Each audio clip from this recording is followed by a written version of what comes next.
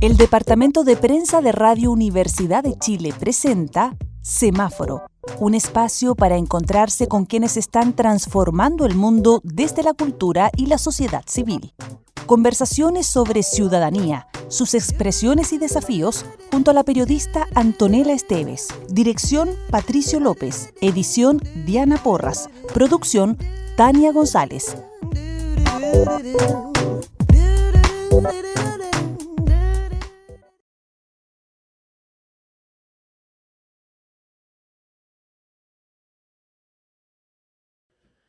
Muy buenos días, ¿cómo están? Sean todos, todas y todos bienvenidos a esta nueva edición de Semáforo en Radio Universidad de Chile. Hoy día vamos a estar conversando con Isabel Baubón, actriz, escritora y autora de que es su primera novela, La Tailandesa, publicada por Tusquets y Planeta Libros.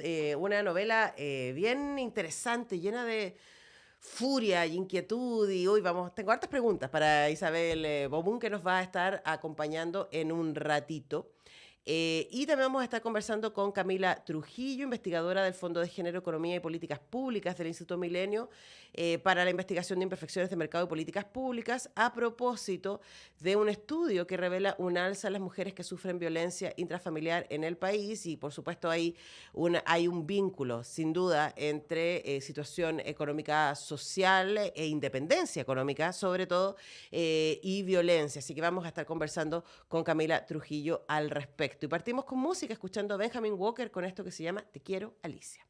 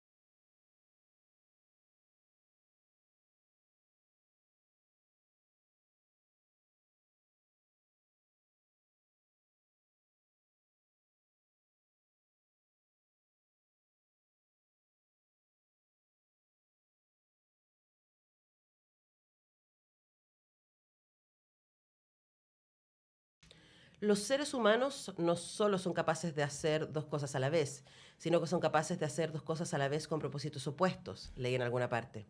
No hay que abandonar, no hay que abandonar, nos decía el profesor de actuación. No hay que abandonar, me dije, recordando a la mujer embarazada que yo había seguido en el centro de Santiago mientras la observaba tomar helado, comprar el tipitap, tomar el taxi, supongo hasta su casa.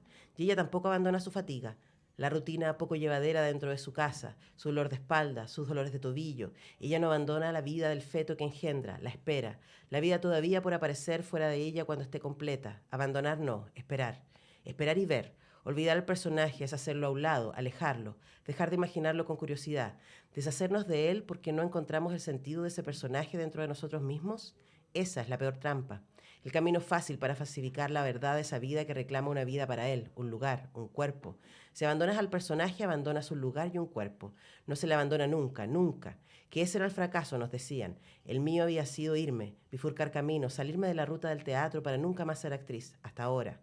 Hasta que mi cuerpo, como una ciudad desconocida con todos sus peligros y derrumbes, reconoce esa búsqueda porque es capaz de convertirse por fin en algo distinto a mí.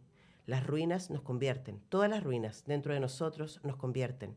Se estampan al paisaje que es el cuerpo, el paisaje que es el cuerpo se estampa sobre ellas. Convertirse en personaje, convertirme yo.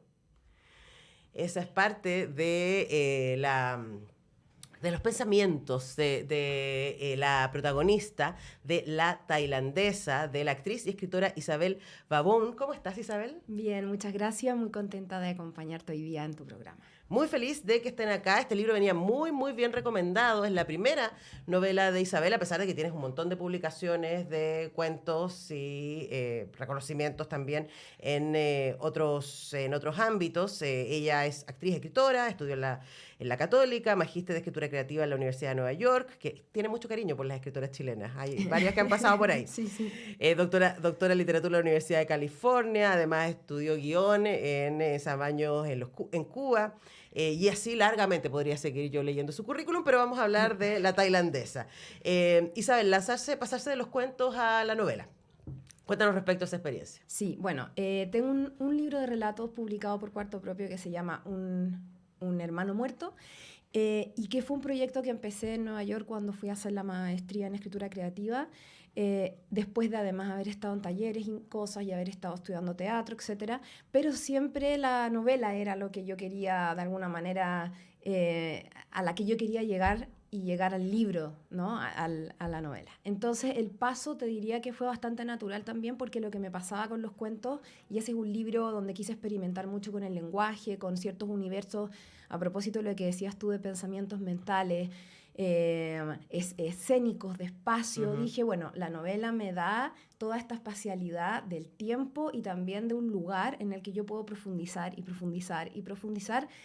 Y yo quería llegar a eso, quería llegar a un personaje con el cual yo podía profundizar, digamos, con una vida más larga que la que pueden tener los relatos, que son muy difíciles. Yo soy lectora de relatos, pero la novela me traslada de una manera muchísimo más vertiginosa y quería vivir ese vértigo escribiéndola. Bueno, sí, yo no viví un vértigo acompañando a Diana, la protagonista. Es muy interesante para que la gente se haga una idea. Si tuviera que contar la anécdota que está detrás del libro, pero quiero que sepan que eso es súper, ultra, bajarlo a lo que el libro no es, ¿no? Pero la anécdota es que está esta mujer muy desagradada con su vida, con mucha rabia, y después nos vamos a detener en eso, que es profesora de teatro y estudió teatro, pero nunca, o sea, 20 años que no ejerce de actriz y se dedicó a la docencia en un colegio. Sí. Y para una actividad en el colegio le piden que represente algo que tiene que ver con la mujer, así como muy amplio, ¿no? Sí, sí. Y ella empieza a rayar con los griegos y particularmente con Clitemnestra, y empieza entonces a reflexionar y a tomar algunos elementos empieza a obsesionar con la idea de la maternidad. Empezamos a conocer su propio dolor con la no maternidad, sus envidias con su mejor amiga, que es una actriz de televisión muy exitosa, sí. Su relación con su pareja, que está muy, muy deteriorada, y ahí hay un tema de incesto, y esto lo estoy diciendo al principio de la novela, no estoy haciéndole spoiler, ¿no? Muy, muy fuerte. Entonces empiezan a aparecer un montón de cosas, y lo que nosotros leemos es básicamente, como dirían los modernos, la corriente de pensamiento, ¿no? De Diana en este lugar. Y bueno, la tailandesa, porque ella empieza a estudiar este boxeo tailandés. Sí. Y eso lo sabemos al principio del libro, porque hay una cosa que es muy fuerte con ella y por ahí quería ir, ¿no? Luego me interesa que hablemos de esta tensión entre cuerpo y mente que está en el libro todo el rato, en su cuerpo, su mente, pero la rabia. La rabia es un tipo de emoción que a las mujeres no se nos ha permitido mucho, más bien a las mujeres se nos sanciona profundamente la rabia, versus que a los hombres es la única emoción que se les permite. Totalmente de acuerdo. Entonces, ¿por qué el motor de Diana es sobre todo la rabia? Sí, mira, bueno, yo pasé por el boxeo tailandés, entonces lo que yo, sin todavía entender que es el universo, vamos a decir, físico, deportivo, como lo quieras llamar, desde donde yo quería contar esta historia, sin embargo, lo que empecé a observar en mi propia experiencia entrenando eso, que fue hace algunos años ya, es que un motor para producir en el cuerpo esa energía, si tú quieres, era la rabia y venía de los mismos profes que te decían, ocupa tu rabia. Y eso me empezó a parecer una narrativa súper interesante de tenerla presente y permanentemente, y en paralelo yo ya estaba configurando este universo de Diana, de todo lo que tú ya dijiste. Y lo que fue clave fue la amistad con Nancy Soto, que es esta actriz que tiene tanto renombre, que a diferencia de Diana sí llegó a un lugar, vamos a decir, reconocido, pero tiene al mismo tiempo muchas frustraciones de otro tipo. Tiene un hijo, pero no se hace mucho cargo del hijo, etc. Entonces, esta dualidad me parecía súper interesante.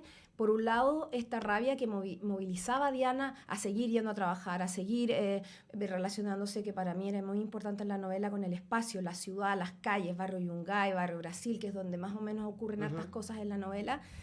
Y la ciudad como un personaje. Y por otro lado, este sentimiento hacia la Nancy, que es su mejor amiga desde el colegio, pero que sin embargo siempre había una bulla, había un algo raro, había algo que no cuajaba entre ellas dos, algo silenciado, algo suspendido, algo ensombrecido. Y eso es lo que yo también creo que a nosotras, de alguna manera, no es que no se nos enseñe, pero no se nos permite. De repente tener en cuenta que la amistad entre mujeres, y sobre todo mujeres adultas, no es algo necesariamente súper sano y súper selfie, en donde tú puedes lucir siempre una bella foto en tu red con ella o con ella, etc. Y entonces ahí ya entendí que estaba el conflicto de la novela que yo quería trabajar, que era este conflicto con su amiga, y cómo entre ellas dos también son espejo-sombra, claro-oscuro permanentemente, y la luz, que tiene tanto que ver con el teatro, me servía como para potenciar esto a nivel de atmósfera entre ellas dos. Entonces la rabia era un motor de conflicto narrativo, era un motor de conflicto para mí al escribirlo, era lo que me daba esta especie de timing de vamos, tienes que llegar al escenario a hacer tu presentación, a como dé lugar, no importa, como saltando vallas casi. Y Clitemnestra, que tú lo mencionabas, también ella, trabajé mucho con la versión de Marguerite Yourcenar, es un personaje que también se come, no solo la rabia, se come el delirio de haberse enterado de la infidelidad de su marido, y después se enfrenta a un juez a explicar por qué lo mata. Entonces era un compendio un entrelazado de emociones que eran narrativas, de acción, dramáticas, temporales, y que configuraban este femenino que yo quería hacer como representación en el libro. Bueno, estamos conversando con Isabel Babón, actriz y autora de varios textos, el más reciente de ellos, La Tailandesa, que además fue editado por Tusquets, ni más ni menos, vamos a hablar de eso en un momento, pero quiero detenerme en algunas cosas que tú dijiste, Isabel, porque el libro es bien iconoclasta, en el sentido de ir contra los prejuicios que se tienen de lo femenino, ¿no? Como tú decías, por un lado, la sororidad que se nos impone y que a veces no siempre sale, ¿no? Y también respecto a la fantasía de ser actriz, y ahí no voy a ir por la pregunta obvia de cuánto te ayudó ser actriz para escribir este libro, sino más bien de las fantasías que se instalan respecto a el éxito, que yo creo que es muy interesante porque hay mucho rencor, más que envidia y rencor, porque Diana se siente traicionada. Exactamente. Por Nancy. O sea, no es como ella lo logró y yo no, sino que ella lo logró a pesar de mí. Que es muy interesante, ¿no? Y cuánto claro, pero ella lo logró, pero tampoco lo está pasando bien. Exactamente. Entonces hablemos también de esas fantasías que se tienen respecto a esos cuerpos femeninos exitosos, brillosos, glamorosos de, por ejemplo, las actrices de TV y cine, que no hay cómo llegar, porque vemos a Nancy desesperada, porque aunque tiene un montón de éxitos, no tiene todo el éxito. Exacto, no es todo el que ella quisiera, el que ella imagina, el que ella proyectó.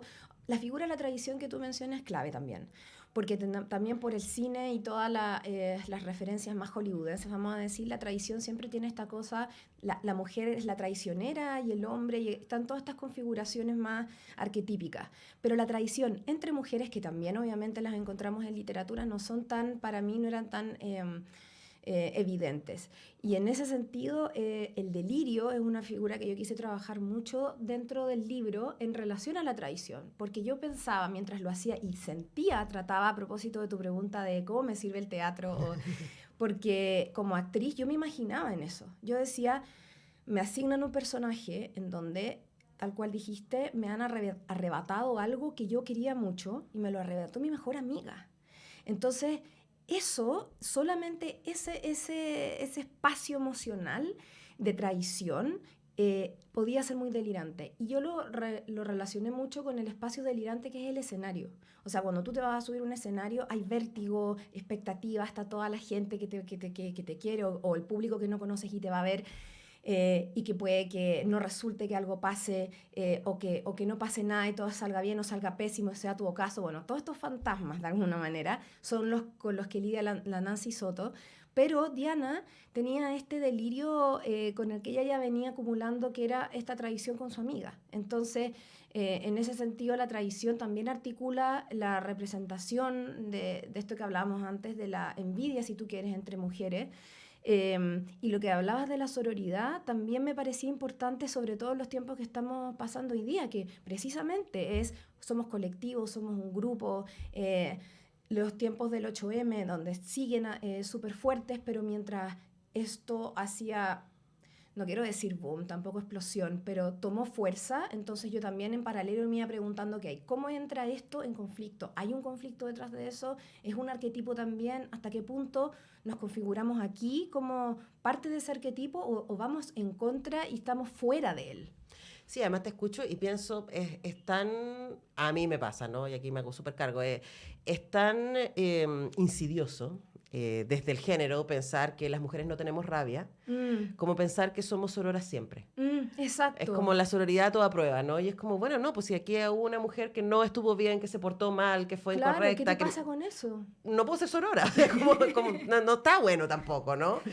Como esta idea como de la madre dolorosa, ¿no? Que tiene que bancarse todo lo que la vida le pone, incluso aquellas cosas que son injustas. Y yo creo que un poco lo que le pasa a Diana, la protagonista de La Tailandesa, que es la razón por la que conversamos con su autora Isabel Baboon, es que ella empieza a acumular, ¿cierto? Exacto. Y lo va transformando en una obra. Porque, de nuevo, si llegaron tarde, les cuento que a lo que asistimos es a todos sus pensamientos y todas sus reflexiones, y ahí vamos encontrando los rastros de su vida, de su relación con su amiga, de su relación con su pareja. Y hay otro lugar que mandatado muy importante para las mujeres, que es la maternidad. Y aquí tenemos una doble maternidad, bueno, una triple, diríamos, ¿no? Hay una triple maternidad. Hay dos madres y una que no es madre. Entonces está la madre de la pareja, que es muy complicado, ahí no vamos a entrar, porque está Nancy, que es madre, pero es madre con agenda, diríamos, ¿no? Sí, o sea, es como totalmente. que ella quiso tener un hijo por unas razones muy específicas, pero no quiere el ejercicio de maternar, diríamos. Claro.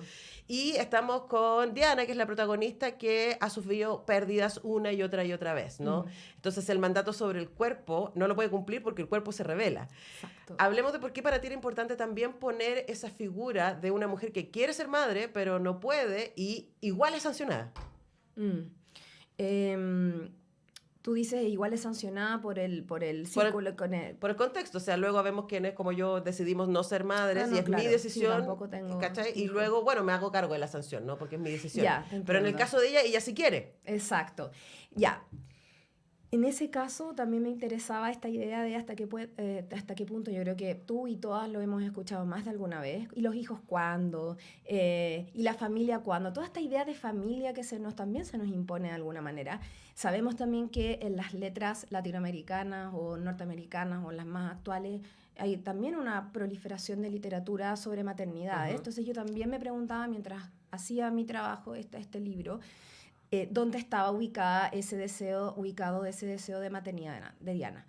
Y en ese sentido, ella no tiene ni siquiera espacio para hacerse esa pregunta, porque para ella es más fuerte, y el extracto que elegiste me encantó por eso también, con este mandato que es el mandato del cuerpo, porque también es un mandato disciplinado, o sea, de un cuerpo disciplinado. O sea, no solamente un cuerpo que va y entrena, no solamente un cuerpo disciplinado a ser madre porque de por sí somos reproductivas.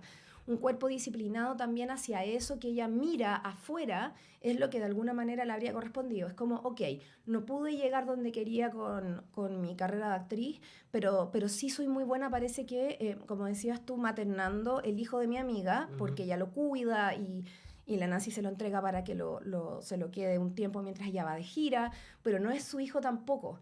Entonces, quizá, me preguntaba, para ella es casi menos dañino pensarse madre igual, que entrar en la pregunta real de decir, bueno, pero a lo mejor yo nunca quise, no, mi idea de familia es otra. Es decir, nos saltamos esa pregunta y entonces obedecemos inmediatamente a una construcción supercultural también de lo que es ese tipo de madre que le corresponde, o a lo que es peor, me parece, que tiene que ver con, bueno, esto es lo que debía haber hecho, aunque no necesariamente es como yo me hubiese proyectado, y sobre todo en espejo con las y les otros. Sí, ahora lo interesante es, como tú dices, el piloto automático, ¿no? Claro. Y lo que vemos es el detonante del piloto automático. Vemos ese momento. Acompañamos a Diana durante la novela, estas 180 páginas, en esas reflexiones de este momento cúlmine, que es preparar este personaje para mostrar delante del colegio. Y sabemos que eso va a ser una bomba. O sea, sabemos que eso va a estallar.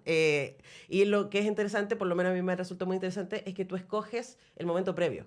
Escoges el detrás de cortina, ¿no? Sí, no mostrarnos qué va a pasar, pero uno se lo puede imaginar. Así como yo ya estaba muy tensa diciendo, uy, aquí se viene. Se nos va el tiempo, Isabel, pero yo quería preguntarte respecto a tus sketches, porque hay... A ver, dos cosas al respecto quiero decir. Uno, primero, es una editorial muy prestigiosa, ¿cierto? Que tiene nombres muy, muy importantes en su, no sé, pues en Chile, catálogo. En su catálogo Padura. Estoy pensando en las últimas cosas que yo leí que están en Tusquet. No. Bueno, Margarit Yourcenar, que la nombraste hace poquito, ¿cierto? Así lo hicimos en La República de las Letras hace poco escritos. Y hay pocas chilenas que llegan a Tusquets, ¿no? ¿Cómo se siente que tu primera novela esté en ese catálogo? Tremendo, o sea, fue cuando la editorial aceptó, porque esto fue un proceso súper largo, ellos leyeron, tomaron mucho tiempo en leer, luego de reunirnos, etcétera, y en un momento ellos me hacen una propuesta formal, y en esa propuesta formal decían en la línea Tusquets.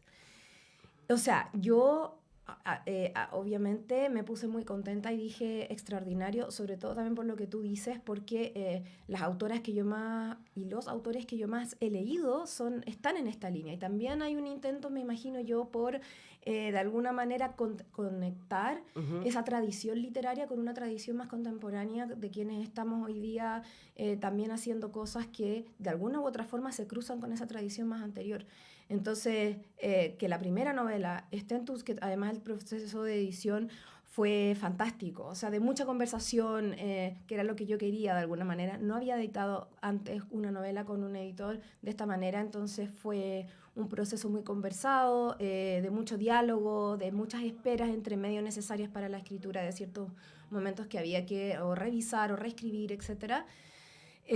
Así es que para mí es un orgullo súper grande poder estar en esa línea. Claro que sí, yo por lo menos soy de las que compra Tusquets aunque no conozca a los autores. Es como uno dice, bueno, pero aquí está asegurado la curatoría, ¿cierto? Entonces Claro. es una tremenda noticia, yo te felicito, Isabel, te felicito Muchas también por la gracias. novela. Es una novela intensa que da para un montón de cosas para pensar, va a remover claramente, toca un montón de botones, así que ahí les dejamos la invitación para que consigan La Tailandesa de Isabel Baún, y nosotros tenemos que ir a la música, a la pausa y ya regresamos.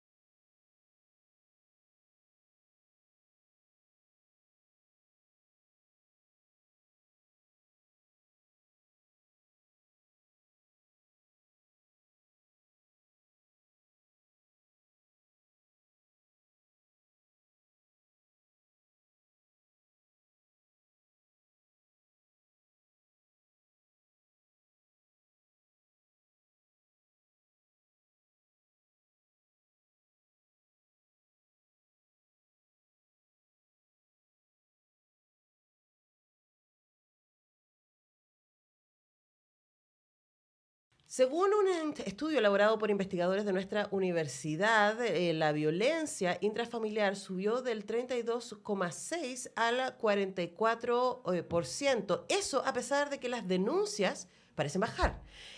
Vamos a estar conversando al respecto con la investigadora del Fondo de Género, Economía y Políticas Públicas del Instituto Milenio para la Investigación de Imperfecciones de Mercado y Políticas Públicas, Camila Trujillo, sobre este y otros temas vinculados. Camila, muy bienvenida, ¿cómo estás? Muy bien, gracias. ¿Y tú? Bien, bien, muchas gracias por acompañarnos para hacer los links, ¿no? Porque de hecho parece súper raro que alguien que está en tu área, ¿no?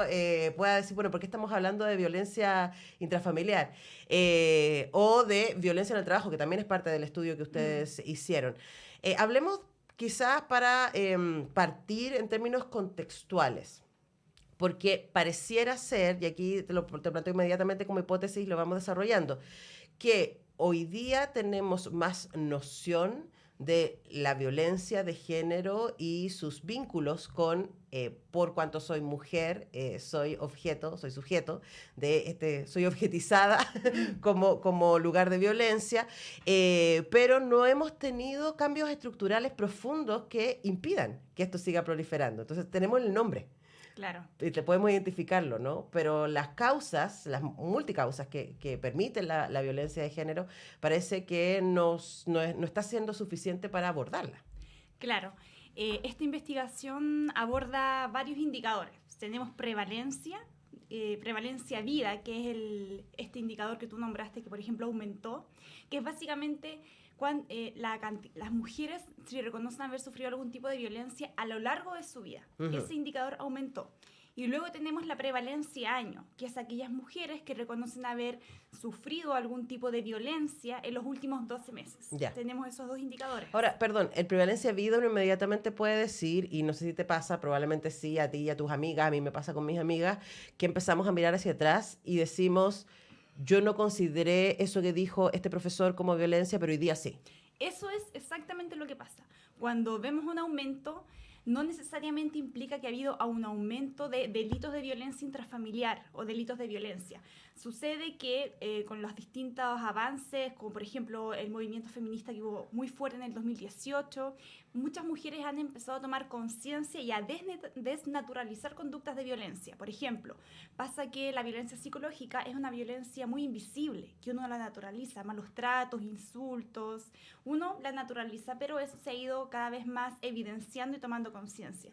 Entonces, cuando vemos que, por ejemplo, de un 34% a un 40 y tantos % de mujeres reconoce haber sufrido violencia, es decir, en el 2012, un 34% de mujeres dice, mira, yo fui víctima de algún tipo de violencia. Hoy día nos situamos en el 2022, que fue esta última encuesta, donde un 41% aproximadamente dice, yo he sufrido algún tipo de violencia. Esa diferencia, alrededor del 7%, puede ser que mujeres han tomado conciencia. El punto es que eso nos está evidenciando en las denuncias. Uh-huh. Entonces, esta investigación ahí toma dos fuentes de datos, que está en BIF, que es una encuesta muy rica, que en términos de datos, de preguntas, a nivel que tiene prevalencia en distintos tipos, a nivel nacional, en distintas regiones. Y además tenemos el SEAD. El SEAD es una plataforma de estadísticas delictuales de la Subsecretaría del Delito, donde básicamente ahí se registran los delitos que los carabineros y PDI toman registro. En cambio, la ENVIF es una encuesta donde las mismas mujeres reportan su situación. Uh-huh. Claro, y uno diría es cerrado, la encuesta es en otro contexto, claro. Y otros es cuando una mujer toma la decisión de salir de su casa, ir a la comisaría y hacer la declaración. Y eso claramente tiene barreras. Cuando van a tu casa y te hacen una encuesta o telefónica, es muy distinto a, como tú dices, salir de tu espacio e ir a una comisaría, ir a un tribunal, ir a la fiscalía a poner una denuncia. Entonces, cuando comparamos, vemos una brecha muy grande. ¿Cuál es esa brecha? Que, por ejemplo, a nivel en prevalencia año, estamos diciendo las mujeres que los últimos 12 meses han sufrido algún tipo de violencia. Cuando me refiero a violencia, puede ser violencia psicológica, violencia física y violencia sexual. ¿Y por qué digo mujeres? Porque la ENVIF solamente se hace a mujeres, uh-huh. ¿Ya? Y además porque son el 90% y más de las víctimas de algún tipo de violencia. Entonces, ellas reconocen haber sufrido algún tipo de violencia, pero cuando vemos los datos del SEAD son aquellas que denunciaron o aquellos delitos que llegaron o se pillaron de manera infragante. Claro, Entonces, o denunció a algún vecino o alguna vecina. Claro, algún familiar llamó, los carabineros fueron, se dieron cuenta que era un tipo de violencia, lo registraron, etc.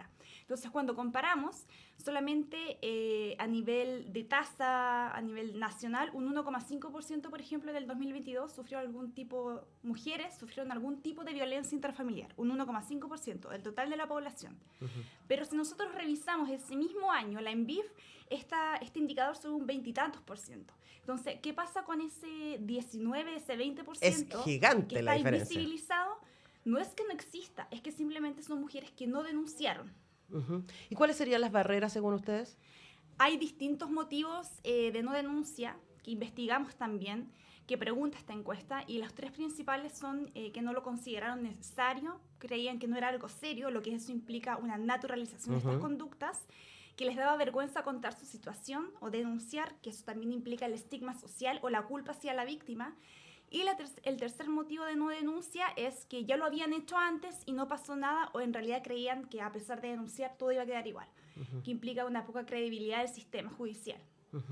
Pero además uno piensa, una mujer que vive violencia y no denuncia la violencia sigue conviviendo con la violencia. O sea, es muy claro, ¿no? Claro. Pero una mujer que denuncia la violencia tiene que convivir con las consecuencias de haber denunciado.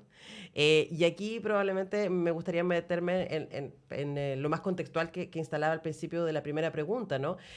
Por ejemplo, según he leído, y aquí tú me puedes corregir, y les recuerdo que hablamos con Camila Trujillo, investigadora, una de las razones como más contextuales porque las mujeres no denuncian es porque si denuncian eso va a tener consecuencias en su relación, en su familia, y va a obligarlas a moverse. Y en muchos casos, y ahí aparece el tema de la independencia económica, eso simplemente no es posible. Claro. También eso fue una pregunta que se hace en esta encuesta, y muchas mujeres dicen que tienen miedo por represalias, tanto a ellas mismas como a sus familias o a sus hijos e hijas. De hecho, es mucho más fuerte cuando hay hijos o hijas de por medio. Entonces, también influye mucho lo que tú dices, que es la autonomía económica. Estamos hablando de un ciclo de violencia. Si hay una mujer que no tiene una autonomía económica, si no tiene ingresos, si no tiene, por ejemplo, redes de contacto y se ve enfrentada a situaciones de violencia, es muy difícil que pueda salir de ese ciclo, porque se empieza a cuestionar muchas cosas. Básicamente hace un análisis de me voy, pero ¿qué pasa? O me quedo y aguanto. Ese es un poco el ciclo que se repite. Y además también ya un poco de vista más quizás de un ámbito psicológico, hay un ciclo, o sea, hay un acto de violencia, viene una etapa donde el victimario en este caso pide disculpas, o también se le llama una reconciliación o luna de miel. La mujer dice ya ok, o la víctima en este caso dice ok, ya esto fue una vez, no va a volver a suceder, y vuelve de nuevo el ciclo de violencia. Entonces es un ciclo que no termina. Y eso se ve muy acentuado cuando no hay una autonomía económica de por medio. Claro, porque no hay espacio para decir, ¿sabes qué? Voy a tomar distancia, déjame pensarlo. Claro. Déjame dar espacio para que además me demuestres que esto fue un error, que etcétera, sino como no tengo espacio para poder distanciarme. Ahora, uno también pensaría, volviendo a una de las razones que ustedes levantan en la investigación respecto a por qué las mujeres no denuncian, y uno es la normalización, ¿no? Porque no fue suficientemente grave. Claro. Y ahí uno podría pensar que esa normalización existe en toda la sociedad, en hombres y en mujeres. Y hay el iceberg de la violencia. Sí. Para que la gente que fue desarrollado por Amnistía, que es muy interesante cuando uno lo ve, porque en general cuando hablamos de los delitos, hablamos de cosas que ya cruzaron cierto nivel, ¿no? Estamos hablando de, por supuesto, el más alto, el más grave, feminicidio, ¿cierto? Pero antes de eso hay violencia física, antes de eso hay otro tipo de acciones que son externas y de las que quedan huella y que están tipificadas como delito. Pero debajo, el iceberg que está bajo el agua es tremendo. Y ahí está toda la violencia psicológica, ¿cierto? Todo el gaslight, los micromachismos, etcétera, con los que convivimos cotidianamente. Y a mí lo que me pasa, Camila, y aquí también te lo pongo, no sé si ustedes la han trabajado también, es que esa parte que sostiene la violencia más escandalosa, diríamos, la violencia criminal, diríamos, está sostenida culturalmente, está sostenida en nuestro relato, está sostenida en las canciones, está sostenida en cómo nos criaron, a nosotras y a ellos también, está sostenida por un contexto cultural que la verdad no parece no haber cambiado tanto, a pesar de todos los movimientos feministas de la última década en Chile de manera muchísimo más visible. Por supuesto, el feminismo viene de mucho antes, pero podríamos situarla en la última década. Claro, como tú bien dices, hay un contexto cultural que sostiene estos micromachismos invisibilizados, que es básicamente la parte de arriba del iceberg. Todo lo que está abajo no se ve. Un dato interesante es que hay un estudio que, no recuerdo exactamente el nombre, pero le pregunta a las mujeres, ¿tú has sido víctima de violencia psicológica o de violencia física? Y las mujeres dicen no, esto es un estudio que es solo mujeres. Y después... solamente es esa la pregunta. Y después se les consulta, ya, pero por ejemplo, tu pareja o expareja te ha agredido verbalmente, ha tenido malos tratos, no sé, te ha pegado, te ha hecho algún... Y empiezan a nombrar conductas específicas, muy detalladas. Y ahí las víctimas dicen, en realidad sí. Entonces, también pasa en que no sabemos qué es connotativo de violencia psicológica o violencia física, porque está naturalizado muy bien, como dices, en las canciones, vamos a ver en los comerciales de antes incluso, o sea, en muchos aspectos públicos de la vida. Entonces, aquí ya cuando hablamos de cómo poder desnaturalizar esa violencia, no solamente implica, por ejemplo, que ya tengamos mejores canales de denuncia, o, por ejemplo, hagamos capacitaciones a las personas que reciben las denuncias, sino también cómo intervenimos otros espacios de socialización, como, por ejemplo, en las escuelas, en los colegios, en los servicios de salud, en todos los ámbitos públicos. O sea, además, las cifras que sí tenemos respecto a violencia en el pololeo son impresionantes, o sea, de verdad. Y ahí uno le pasa, yo constantemente lo converso con mis alumnos, es como tenemos por un lado el movimiento feminista, ¿cierto? Y el contradiscurso, etcétera, pero por un lado, estoy bailando reggaetón toda la noche y cantando eso, ¿no? Y hay muchísimas de esas letras, por dar lo más extremo, ¿no? Por supuesto, pues podemos también encontrar muchas letras muy, muy machistas y muy misóginas en el pop y en el rock. Me cuesta pensar, ¿no? Que no, bueno, pero si me celas porque me quiere, ¿cierto? Es obvio que me pregunta dónde estoy porque está preocupado por mí y ese tipo de cosas que son más difíciles de ponerles el dedo encima y decir, ojo, aquí hay un problema que tiene que ver con cómo concebimos los valores de las personas, si son hombres o si son mujeres. Es así de brutal. Claro. Sí, de hecho, algo muy interesante que tú dijiste, que es los jóvenes. Quiero situarme en el movimiento feminista que hubo en el 2018, que comenzó en las universidades, principalmente la Universidad Austral en Valdivia, donde una de las demandas era tener protocolos de acoso en las universidades, pero también denunciar situaciones de acoso que se habían sufrido por parte de compañeros de universidad. Y cuando nosotros vemos las estadísticas, este año vemos que en la mayoría de las ciudades o capitales regionales, principalmente Santiago, Concepción, Valparaíso, que fueron donde hubo una mayor movilización, las denuncias suben, aumentan. Es decir, las mujeres están denunciando más en esos periodos de tiempo donde hubo una protesta, donde hubo una movilización por situaciones de violencia. Claro, porque además ahí es un poco lo que pasó con las tesis, ¿no? Claro. De decir, uy, no me pasó solo a mí, porque una de las maneras de violencia también, el gaslighting, ¿cierto? O el loqueo sería nuestro términos de decir, no, pero a ver, eso no es así. Que es algo que también es una forma de violencia. Cuando uno le dice a su pareja, ¿cierto? O a la persona que le está violentando, tu jefe, o no sé, tu papá, etcétera, oye, pero esto no. Y dicen, no, pero eso no es así. No, esto tú te lo imaginaste. Y cuando tú empiezas a ver que eso que tú te dijeron que te imaginaste, no te lo imaginaste, sino que le pasó a otra gente, y le pasó a otra gente, y le pasó a otra gente. O sea, la cantidad de amigas mías que se dieron cuenta de que, y de varones también, claro, de que no, a partir de lo de las tesis, ¿no? De que tener sexo no consensuado explícitamente bajo los efectos de las drogas y alcohol es una violencia. Claro. Pero antes de eso era como... Yo me acuerdo que le preguntaba a un varón así como, ya, pero ¿tú alguna vez has estado con una mina que esté borracha? Es como obvio. Y es como, bueno, hola. Habría cosas que revisar ahí. Claro. Sí. Pero esa idea de lo obvio, ¿no? De que culturalmente está aceptado y de que nunca me lo había preguntado. Nuestra generación, estoy pensando, los que estamos sobre los 30, sobre los 40, diciendo... culturalmente venimos llevando una carga de normalización que está cambiando. Y ahí, para terminar, Camila, te pregunto respecto a eso, sobre lo que sí está cambiando.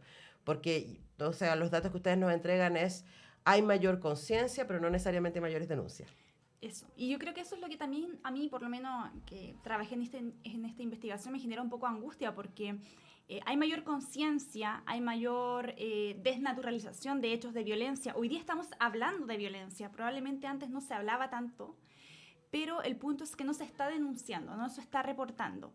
las denuncias han caído, por ejemplo, las denuncias en el ámbito laboral también. Entonces, el punto es qué está pasando. Y ahí es donde entramos a ver estos motivos que te conté de motivos de no denuncia, pero también en la credibilidad del sistema. Claro. O sea, cuando, por ejemplo, les preguntamos a las víctimas dónde acuden ustedes para solicitar ayuda cuando son víctimas de algún tipo de violencia, ellas mencionan Carabineros o PDI, tribunales de justicia o fiscalía y los sistemas de salud. O, en este caso, también algunas mencionan ONG, comunidades religiosas, etc. Pero esas tres son donde más van. Y cuando les preguntamos, ok, aquellas que fueron a estas instituciones, a estas tres, ¿se sintieron satisfechas con la respuesta entregada? Y de estas tres instituciones, la que tiene una menor tasa de satisfacción es Carabineros o PDI. Es decir, más o menos un 61% de las mujeres que fueron quedaron satisfechas con la respuesta. O sea, hubo un 40% que no le dieron la respuesta a lo que ellos estaban solicitando, además, que es ayuda. En una situación de extrema vulnerabilidad. Claro. Entonces, ahí hay una tarea pendiente que hacer en las instituciones, ¿cierto? En la sociedad toda, respecto a cómo nos educamos, porque de nuevo los violentos nos brotan naturalmente del aire, son construidos culturalmente, hay cosas que como sociedad nosotros permitimos y alentamos a los varones. Y callamos. Y callamos además. Entonces, claro, tenemos que hacernos cargos, pero efectivamente se necesita una mayor preparación de parte de todas estas instituciones que van a recibir las denuncias. Así que, bueno, por lo menos hoy día tenemos datos, eso ayuda un montón a mirar las cosas. Hemos conversado con Camila Trujillo, investigadora del Fondo de Género, Economía y Políticas Públicas del Instituto Milenio para la Investigación de Imperfecciones de Mercado y Políticas Públicas. Muchas gracias. Gracias a ustedes. Nosotros cerramos este programa de día jueves. Yo regreso a las 18 a hacer Sintoniza tu Salud Mental. Vamos a estar hablando de salud mental en universitarios y universitarias. Tremendo tema. ¿Generación de cristal? Esa es una pregunta para hacerse, que vamos a estar contactando con los expertos y expertas del Núcleo Milenio IMAI. Y el semáforo vuelve mañana, de día viernes. Que estén muy bien. Chao. Hasta acá el semáforo de hoy. Antonella Esteves y sus invitados les esperan pronto en una nueva edición de este espacio del Departamento de Prensa de Radio Universidad de Chile. Dirección: Patricio López. Edición: Diana Porras. Producción: Tania González.